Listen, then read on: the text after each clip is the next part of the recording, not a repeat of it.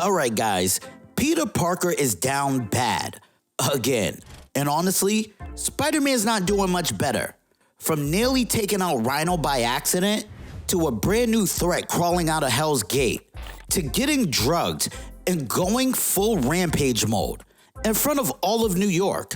We've got hallucinations, chaos, and oh yeah, did I mention Spider-Man and Deadpool's daughter is back. Welcome back to Keepin' It Comic. Today, we are diving into the Amazing Spider-Man issues 1 and 2. And I just want to start by saying I am a little sick, so please bear with my voice. So look, Peter's back on the grind for another job. And after not 1, not 2, not 3, but 6 failed interviews, he decided, you know what?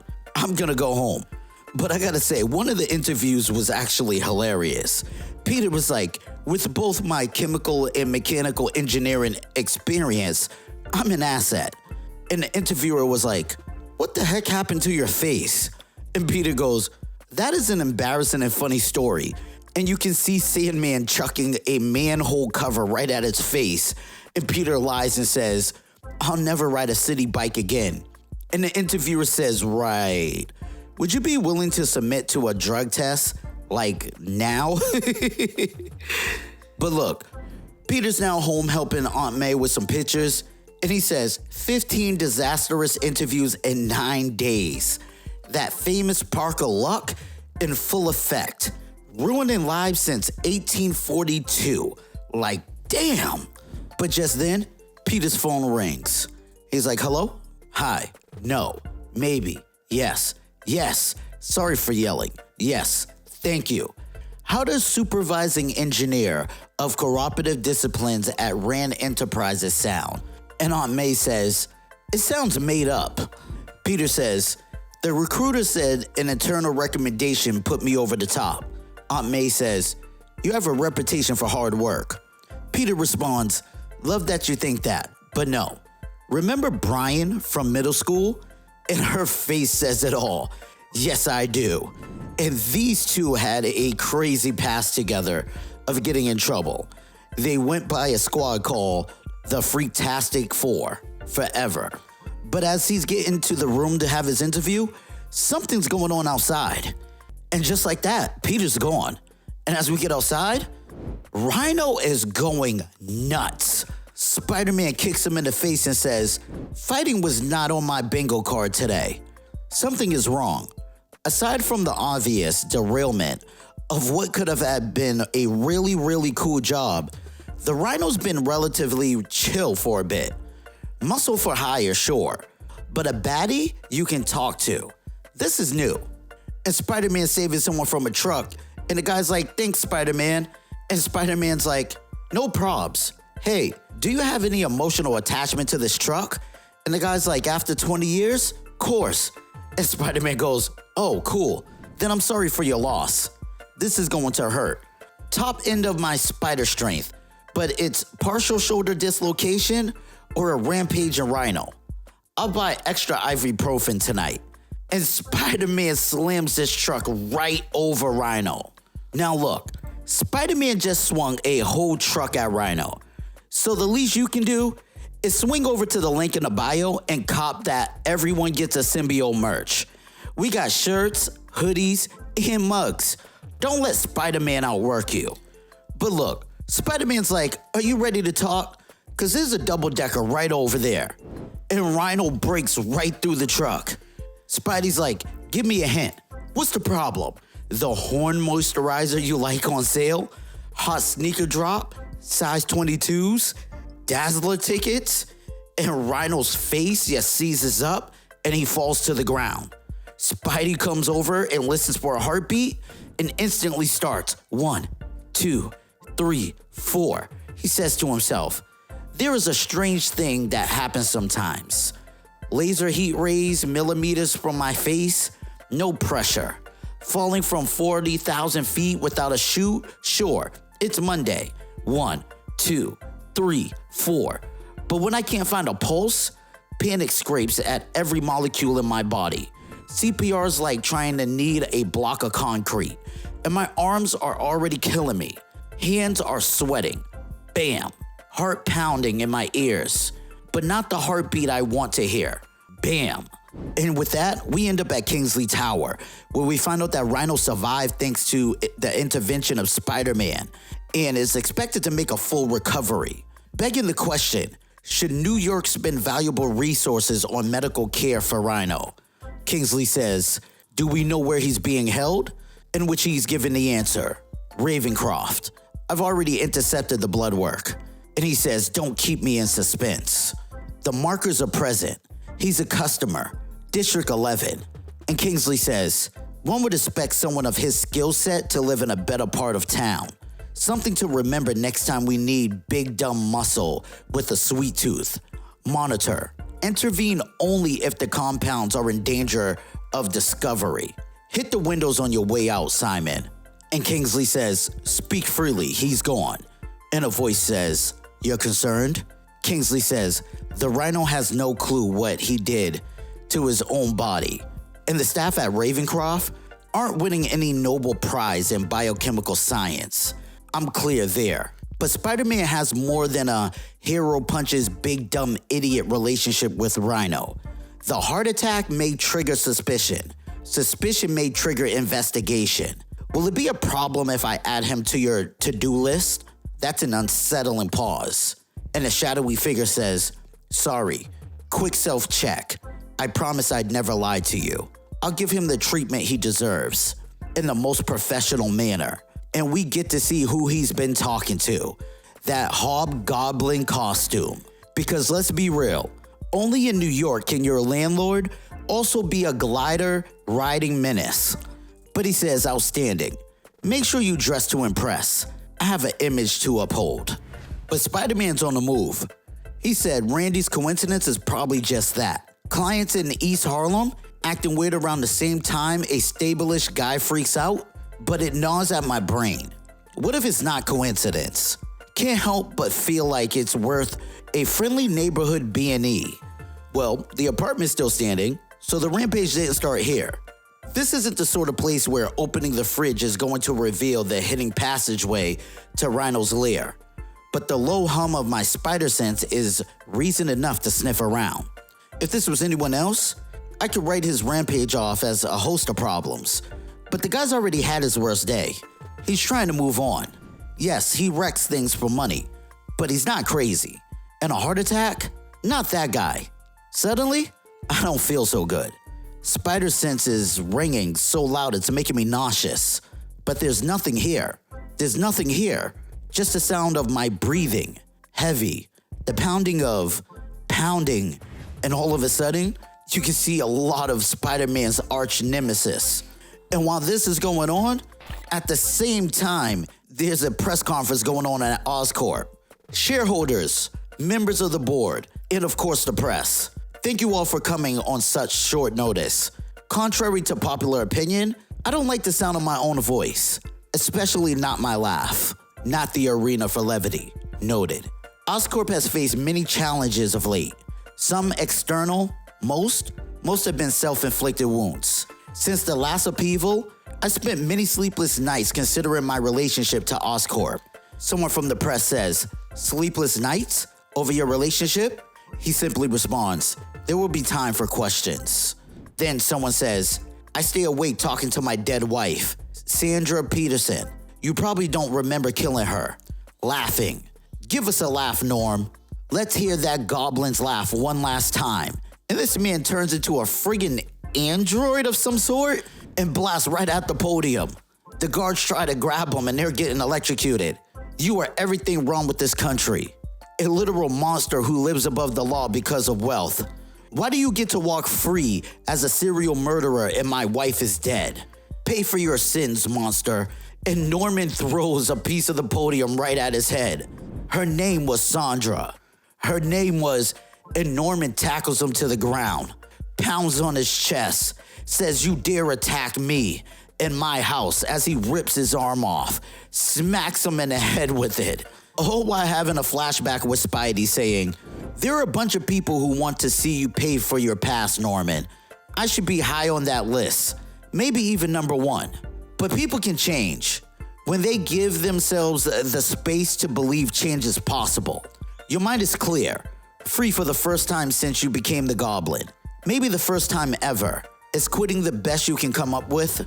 And back at the press conference, Norman says, get this man the attention he requires. Is anyone else hurt? And people in the press conference says, Mr. Osborn, what was the purpose of this press conference? Was this just a stunt? And he says, I was going to resign today. Shut the door on my past and live out my days in obscurity.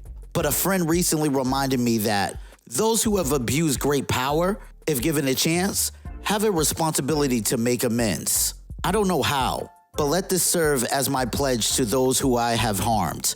I will atone for my sins of my past with every tool at my disposal, effective immediately. This is the only mission of ObsCorp.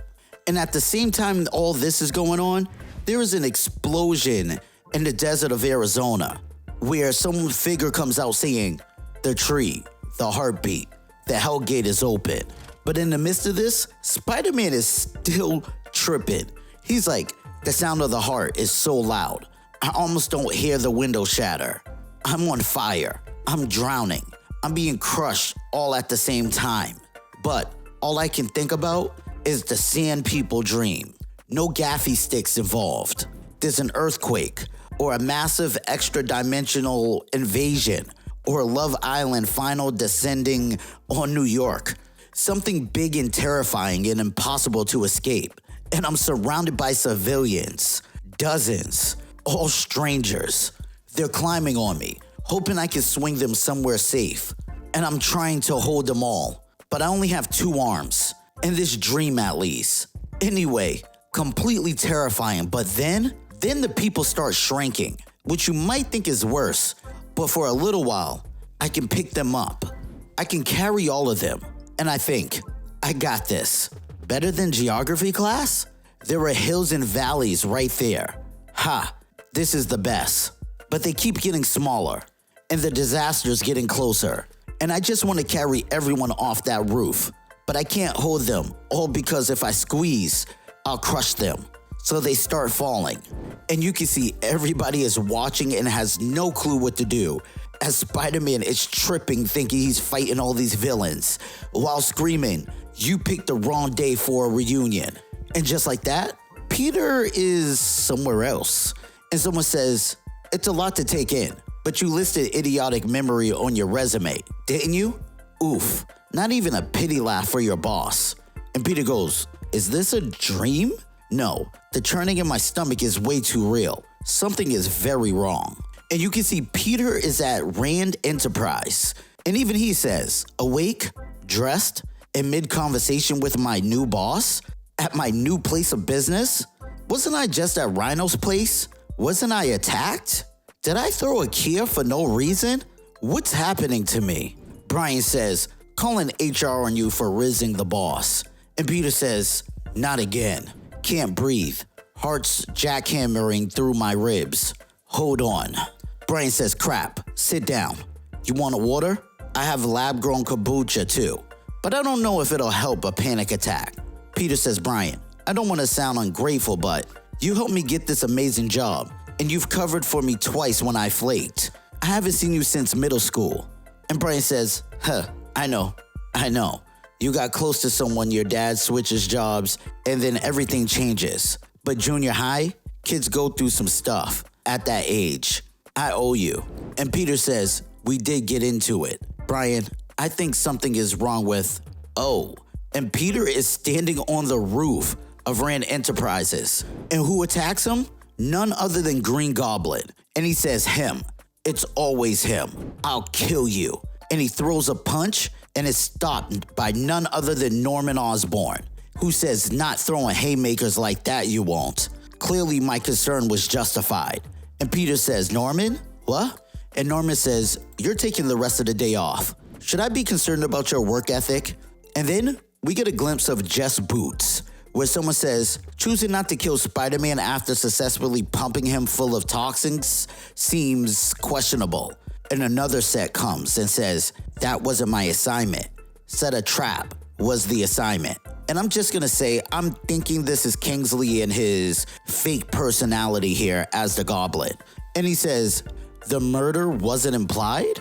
And the shadowy figure says, not might be that your poison wasn't poisony enough. I asked you for a bomb. And the other foot says, noted. And yet, sigh, seeing him freak out, high as hell, reminded me of the old me. If he had a heart attack and dropped dead, fine, whatevs. But all blacked out like that? Well, if I kill him, I want him to know it's me. Strike if, replace with when. Clear? Clear, yes. Employee of the month. You know where he'll go next. Do the implied part out loud, or don't come back. And they blow up the whole building. Now, back with Norman Osborn and Peter Parker, there's a lot of needless talk I'm gonna skip, and I'm just gonna go to the main part. Norman says your unique metabolism should process the toxins eventually, but until then your mind is a time bomb. Peter says, whoever did this to me, is it possible they also poisoned the Rhino? And Norman says, presumably. Spider-Man was seen stopping the Rhino's rampage, whereupon he had a mysterious heart attack. You investigated his apartment, mysteriously blacked out, and went on a rampage. A trap? And Peter said, odorless gas. In which Norman says, wouldn't trigger your spider senses until it was too late. Your attacker wanted to be discreet. It's what I would have done. But Peter's not gonna sit around and wait. Peter makes his way to Ravencroft, where he meets none other than Shay, who says, Randall's here for recovery. He's not technically a resident, so I can take you to see him. But are we going to pretend that I'm just doing a friend the world's biggest favor? Or are you going to tell me why I shouldn't be processing you for intake? Spidey says, you saw last night's show? And she responds, everyone saw. Peter says you were drugged. Spidey says, very. So was the Rhino before his little run. But can we go back a sec? When you called Parker a friend? Aren't you dating? And she says, so very much not the topic of conversation. You earned my trust last time you were here, Spider-Man, but my first priority is my patients. If your presence endangers them, and he interrupts. Miss Markin, I understand your concern, but I wouldn't be here if, and all of a sudden, he starts seeing hallucinations again, this time of him as a kid, right after he got in that whole situation of running from the cops. And Shay snaps him back to reality. Complete sentences, now, or you're out of here. You're not all better. All of a sudden, Spider-Man says, Norman was right. This is a bad idea. Trying to do the right thing. Be the hero. But maybe coming to an asylum with a head full of hallucinogens wasn't my best plan. Shay says, I'm calling the trauma team. Peter says, it's all slipping through my fingers. Did you hear that? Not a hallucination. Rhino's room. Stay back, Shay. Shay says, security. Security to the guest suite. We are the guards. Peter kicks the door in. The only thing that feels real is pain. Shay says, oh my God. Spidey says, run away. Fast as you can. Run. And we see Itsy Bitsy on top of Rhino. She turns back and says, hey, Daddy. Long time, no me. And this was a lot of craziness, hallucinations, and just straight mayhem in these first two issues. Spider-Man has a lot going on, and I still want to know who is going to be the main villain of this whole situation. We have Hobgoblin causing mayhem. We have a mysterious person who's come out of Hell's Gate. I don't know what they're supposed to be doing. And I don't know if this is going to tie into other series or if this is going to continue to be a standalone. But hey, again, I apologize for my voice. I am extremely sick this week. Thank you for being with me. If you guys enjoyed this video, don't forget to hit the like button. It really helps out the channel. And if you haven't already, make sure to subscribe and turn on the notification bell so you never miss out on the latest content. We've got a lot more coming your way, and you won't want to miss it. If you want to support us even further, check out our Patreon. Link is in the description below. And hey, if you got any thoughts, drop it in the comments. We love hearing from you. And until next time, thanks for kicking it with Keeping It Comic. I'll catch you on the next one.